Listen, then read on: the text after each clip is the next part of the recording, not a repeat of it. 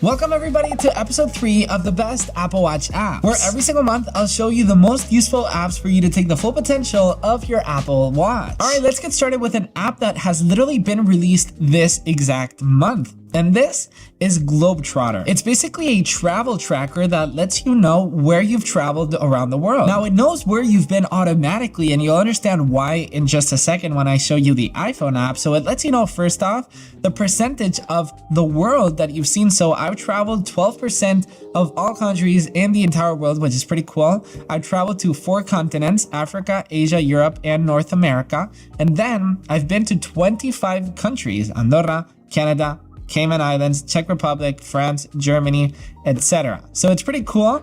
The Apple Watch app itself, if you travel a lot, I think you're gonna love this. But what's even cooler is the iPhone app. It looks very similar to the iPhone app, the Photos iPhone app. There's a bunch of things that you can do. For example, your standard photos. Something pretty cool is that you can actually customize or filter out the photos by year. So if you just want to see photos from 2019, for example, it will filter all those photos just for 2019. You can also check out memories. So I can add a new memory and I can, I remember this exact trip that me and Chenia went to, for example.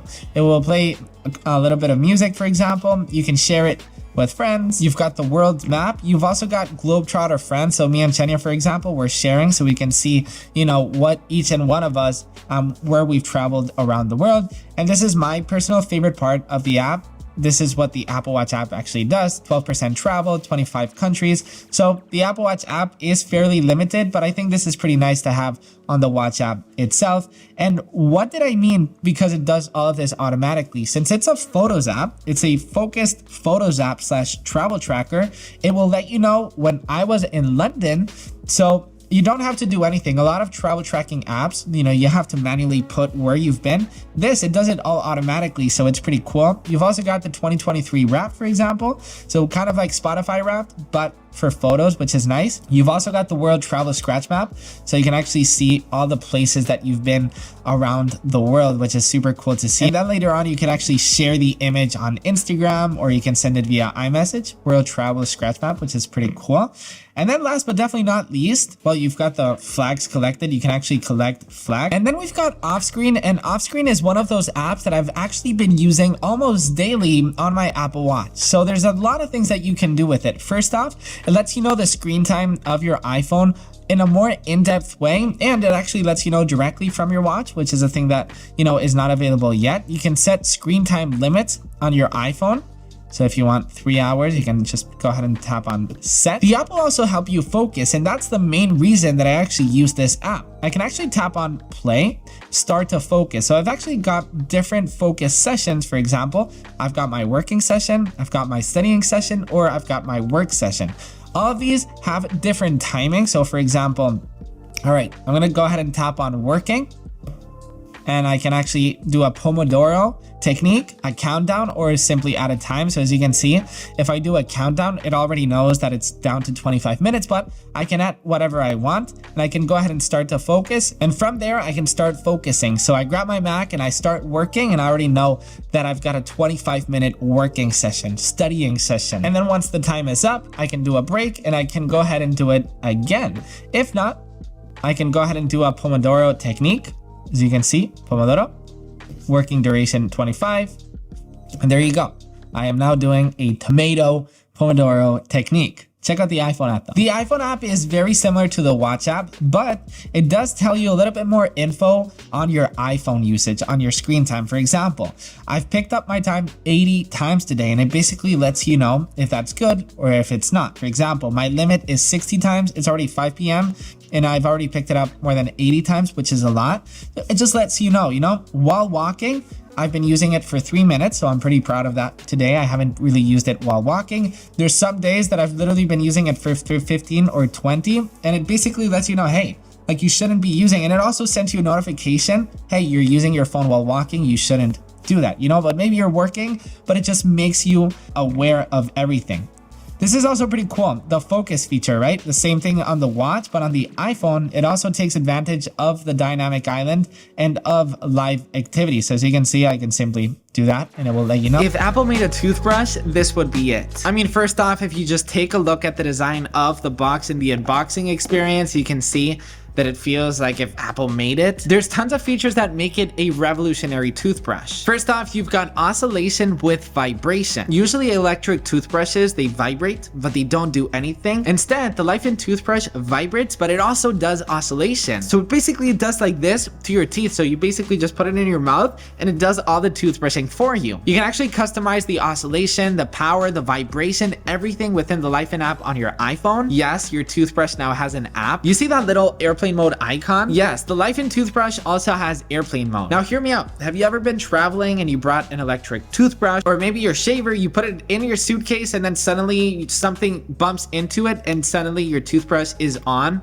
and then when you get home, your electric toothbrush is out of battery? Well, that's why this has airplane mode. So you can tap it all you want. It's actually locked, so it won't waste your battery. You've got a braided cable that us as Apple fans, we love. It's also USB-C, and you kind of charge it like MagSafe. It comes in 3 materials: aluminum, stainless steel, and this beautiful white. And just looking at the design of it, I'm absolutely obsessed. Which, by the way, I actually uploaded an Instagram reel on it, and it got 12 million views, so I can see why everybody loves this thing. Thank you, Life In, for sponsoring this part of the video and the Instagram reel. But I mean, seriously, people love this thing. I love it. I've been using it every single day. It's so cool how you just put it in your mouth and it just, yeah. As you can see, I'm very passionate about Life In. Links in the description if you want to get one and pre-order it.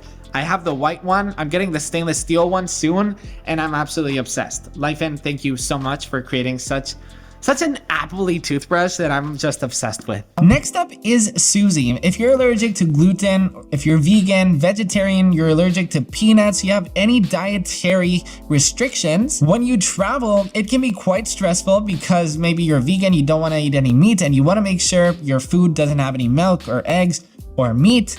If you're allergic to peanuts, you don't want peanuts to be in your food. The iPhone app is extremely useful, and what the Apple Watch app does, it's basically translation for specific things. For example, I cannot have the food if it is cooked or prepared with oils which contain my allergies. So I basically tap that, and then I can actually translate it into a bunch of different languages. And what's cool is, check this out. If I actually twist it, it starts translating. So basically, if you're at the restaurant, you can basically just, okay, this is a very serious condition. You can choose the language that you want to translate it on the iPhone app, and you've got a bunch of different phrases and sentences that are all programmable, obviously, in the iPhone app. I am vegan and don't eat products that are derived from animals.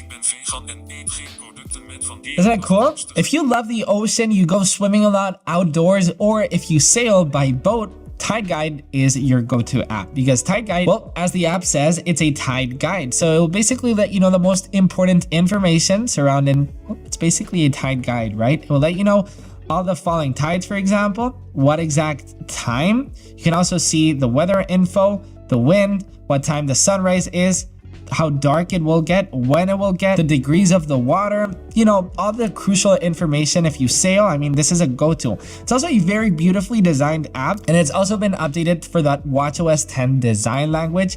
I mean, just look how beautiful this sunset infographic is right here. You can also check the tide tables, all the information from there, and the charts. So depending on which weekday you want to check, you've got it all right here. So I mean, if you're a lover of the ocean, you might want to get this. And Tide Guide really shines on the iPhone. I mean, just look how beautiful this design truly is. I can actually keep scrolling to the right. I've got different menus from the tables that I was showing you before on the watch, seeing it bigger on the iPhone screen. But I think, you know, this app is built for the watch. Once you're in the boat, you know, just being able to quickly check on the stats that you need on the go on the watch, I think it can be really useful. But on the iPhone, it's obviously more expensive. It's more beautiful. It's larger. You know, you've got tons more information and tons more, you know, customization in terms of the app. You can actually change the colors of the app. I think this app is so dynamic, so beautiful. Definitely recommend it if you're an ocean lover. And then we've got days. We're always so excited for Christmas, for a birthday, maybe for a specific trip that you're going. And days will let you count down those exact days. So for example, Christmas, I can't believe that I'm saying this, but it's in 7 days, for example. What else? The New Year's is in 14 days.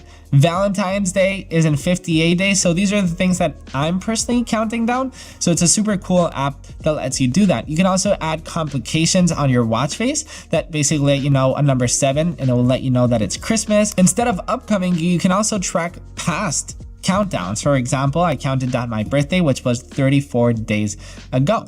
Very simple app. It lets you count down the days for your most favorite days of the year. And then days on the iPhone is exactly the same as on the watch, but what's cool is that you can add, different events and the widget itself. As you can see, I've got a days widget on my home screen, so I can quickly check how many days are left for that specific event, just not even by needing to open the app, which is nice. So there you have it. That's episode 3 of the best Apple Watch apps. If you want to check out episode 1 or episode 2, there's some really good apps in there for you to check out. Thank you so much for watching, and I'll see you on the next one. Subscribe if you're new. Bye-bye.